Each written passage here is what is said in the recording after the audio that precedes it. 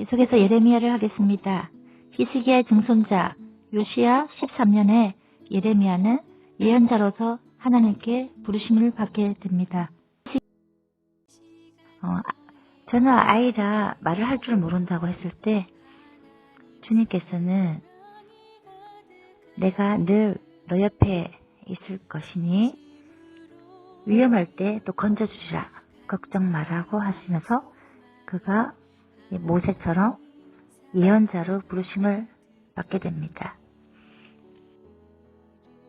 뽑기도 하고 세우기도 하며 낡은 것을 무너뜨리고 새 것을 심는 큰 일을 하게 될 것이고 사람들의 마음을 수술하고 그 마음 밭을 새롭게 갈아엎고 다시 씨를 심으라는 사명이었습니다.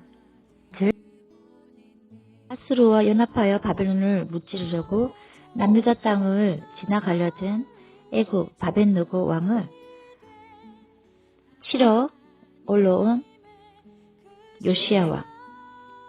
그때 애굽 군사에게 화살을 맞고 죽게 됩니다. 요시야가 갑자기 죽게 되니 놀라서 그 4명의 아들 중에 넷째 아들 여호아하스를 왕으로 세우게 됩니다. 애굽 왕이 아수르와 함께 바벨론과 갈그미스란 전투를 몇 달 벌이다가 또 남유다 땅을 지나면서 돌아오는 길에 괘씸해서 이 여호아하스를 그냥 잡아가 버립니다. 그리고는 그의 둘째 형 여호야김을 왕으로 세우고 많은 조공을 요구하고 가게 됩니다. 요시야의 둘째 아들 여호야김은 큰 충격과 상처를 받았겠지요. 아버지도 갑자기 죽고 또 동생도 애굽으로 팔려가게 되고요. 그리고 그 자신도 신앙이 없었습니다. 하나님을 종호하게 된 거지요. 증조 할아버지 히스기야의 아들 므낫세 왕과는 또 다른 반역이었습니다.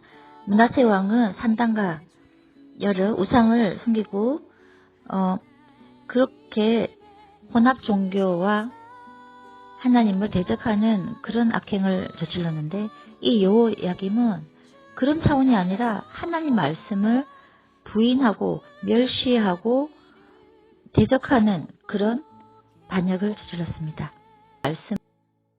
그때까지 예레미야는 요시야 왕이 하나님 말씀을 순종하는 왕이었으므로 그는 그냥 자기 고향인 아나도 사람들에게 예언을 하고 있었습니다.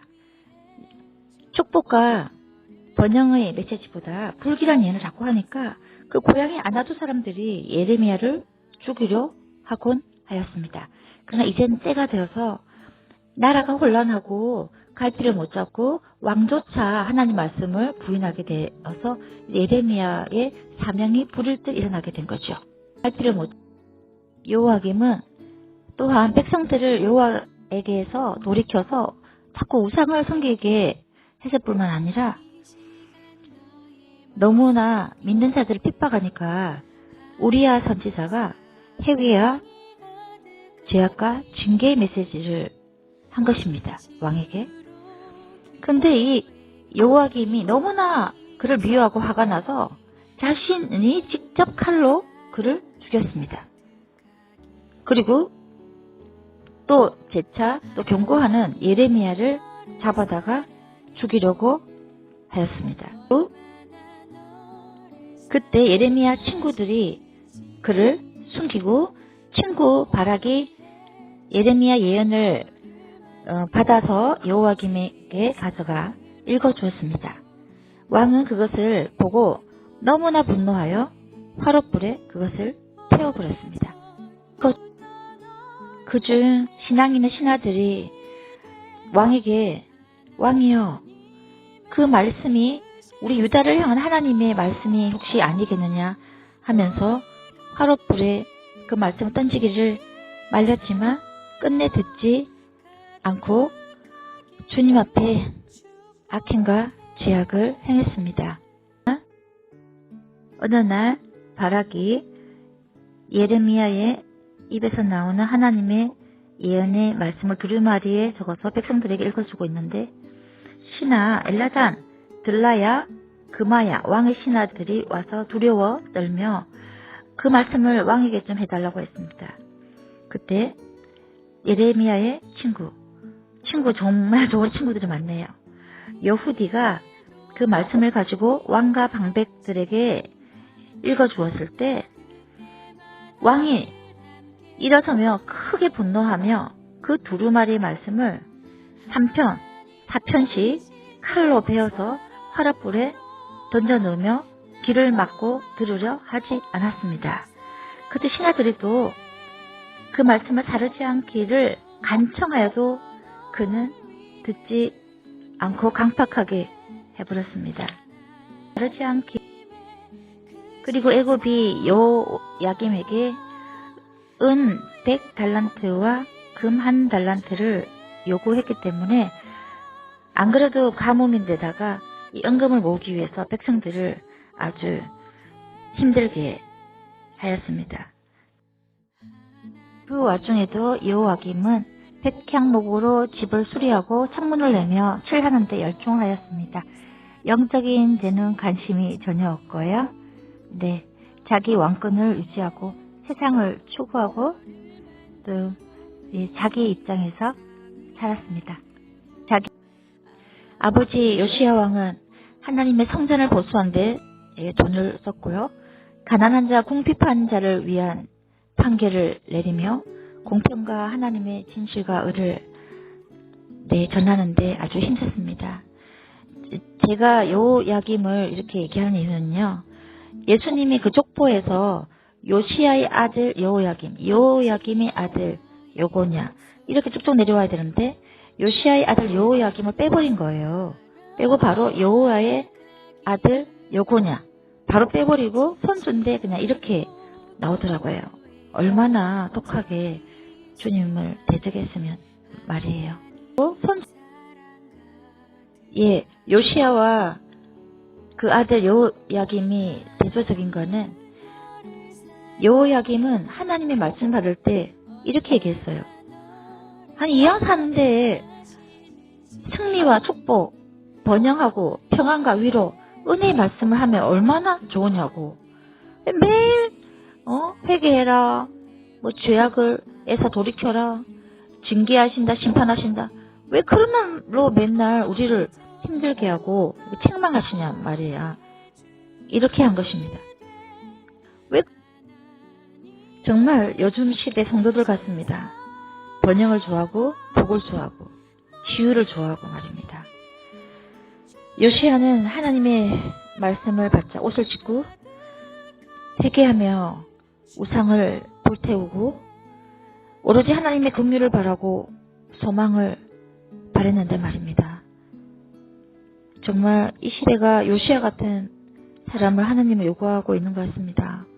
저부터도 정말 회개가 됩니다. 정말 여호야김은 애굽에 종살이 하는 것을 모자라 너무 악하니까 또 하나님은 바벨론이 또 애굽을 침공하여 이긴 후에 이제 남유다는 바벨론을 섬기라고 하면서 여호야김을 쇠사슬에 묶어서 그냥 끌고 가버립니다. 그리고 그의 아들을 왕으로 세우지요. 이렇게 끌려가서 비참한 죽음을 당하고 말로가 아주 그렇습니다. 하나님의 말씀을 무시하고 멸시하며 길을 막고 들으려 하지 않고 선지자들을 잡아 죽이고 이렇게 괴롭힌 결과는 바로 충신도 잃어버리고 백성들의 신임도 잃어버리고 이 왕권 또 세상적인 것 생명까지도 잃게 되는 모두 이런 결과가 되어버렸습니다. 물론 이해가 됩니다. 그렇게 하나님을 잘 섬기던 요시야 아버지가 또 그렇게 죽음을 당하게 되고 또 형은 잡혀가고 자기가 아주 그 상처로 인해서 영적인 데는 하나님께는 관심이 없고 분노만 치밀고 또 영적인 삶에 대해서 살고 싶지도 않고 또 산 적이 없는 자였던 것입니다. 치밀고 네, 그의 아버지처럼 하나님을 신실하게 섬기지 못했어도 그의 이제 정조부 문하세처럼 젊었을 때는 그렇게 힘이 있을 때 그렇게 우상을 섬기고 악행을 많이 하였지만 나중에 바벨론에 잡혀가서 괴로움을 당하고 나서는 회개하고 다시 돌아와서 왕위를 유지하면서 마지막은 그래도 하나님의 긍휼을 얻은 왕인조차도 되지 못하고 그냥 이렇게 버림받은 것에 대해서 아주 그렇습니다. 조차도 여호야김이 바벨론을 2, 3년 섬기다가 배반하고 다시 애국과 짝하게 됨으로써 바벨론 느부갓네살 왕이 화가 나서 그를 쇠사슬에 묶어 데려가면서 그 청소년들 다니엘 같은 청소년도 데리고 가고 석공, 목공 기술사도 다 데리고 가게 되잖아요. 1차로. 그리고 자기 아들 여호야긴, 옛날 이름은 여고냐지요. 여호야긴을 왕으로 세우는데 얘가 자기 아버지를 닮아서 악행을 하는 거예요. 그래서 100일 만에 또 쫓겨나고 그 삼촌, 그러니까 자기 아버지의 동생 요시야의 세 번째 아들 시드기야가 다시 왕으로 바벨론이 세우게 됩니다. 그 여호야긴이 잡혀가면서 37년 동안 7명의 아들을 낳았거든요. 바벨론에서.